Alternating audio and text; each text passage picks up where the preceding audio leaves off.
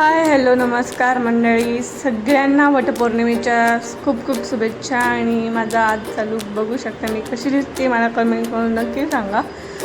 आणि माझी फर्स्ट वटपौर्णिमा आहे, तर मी खूप मस्तपैकी तयारी वगैरे केली आणि पहिलाच अनुभव आहे, पहिल्यांदाच पूजा करते वगैरे.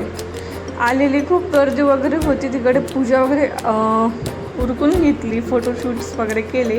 तुम्ही इंस्टाग्रामला बघू शकता, ज्यांनी मला फॉलो केलं असेल त्यांना फोटोज व्हिडिओज दिसले असतील, आणि नसेल केलं तर नक्की फॉलो वगैरे करा इंस्टाग्रामला. फोटोज व्हिडिओज आम्ही काढले आणि